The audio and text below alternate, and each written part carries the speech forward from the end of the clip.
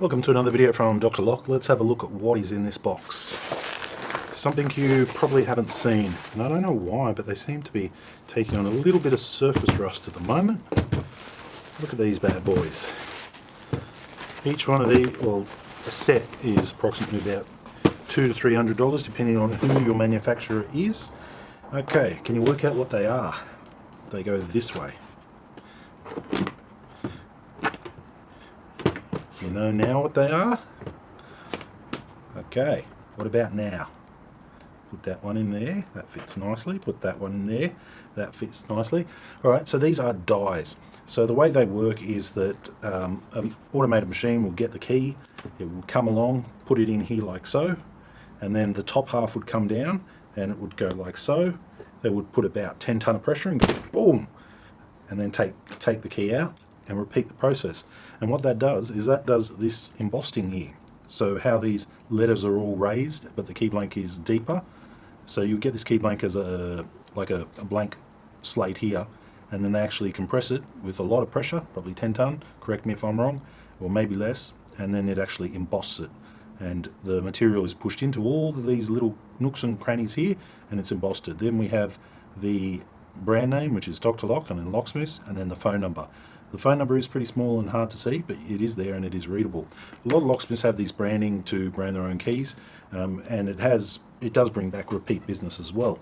Now, although I've been doing this for quite a while, I've never had a set of my own dies. Reason being is because when they're made, they're kept at the manufacturer who makes them. Because when you want another set of keys, and you have to order most of the time in lots of 500 to a couple of thousand, so every time you want them, you just all call up and say, oh look, give me another 2,000 or 3,000 of this type of key, and then they emboss them. Each key blank is kind of different. Some embossing jigs here you can use for multiple brooches. So this LNF one here, LF43R, we could use that for a couple of the other ones as well, such as LF27 and what's another one? Anyway, you can use that one a couple of times. This one is only for Lane.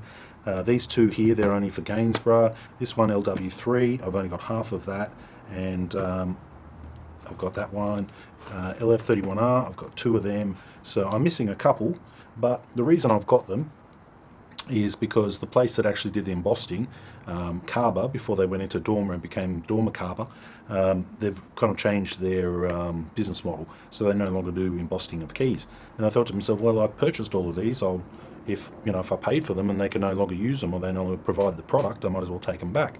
So now I'm in the process of finding somebody who can actually reuse them, because most embossing machines, I guess, will have different variations, so they might not suit every embossing machine. I mean, embossing machines are probably not like a Silco where you just pick it up off the shelf. They've probably got them specially made or so. So we'll see how we go. I know these dies here don't work for LSC. They said no.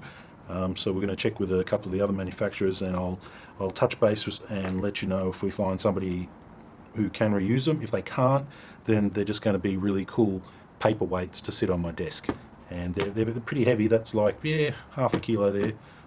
Yeah, about half a kilo. So that's all they're going to kind of be used for if I can't find a machine to reuse them.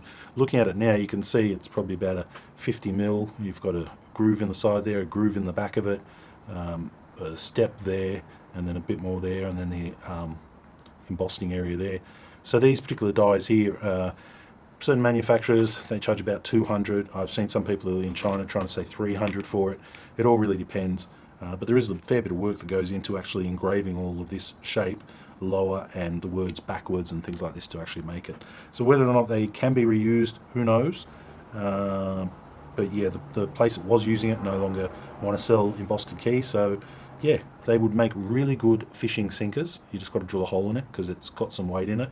If not, they make really good attention getters for apprentices. So if an apprentice does something really wrong, you can hit them with the official Dr. Lock embossing attention tickling device. That's what we could call it, because if you threw that at someone, it would probably get their attention pretty quick. That's my video for today. What the F am I going to do with these embossers if nobody has a similar machine? Leave it down in the comments, and thanks for watching.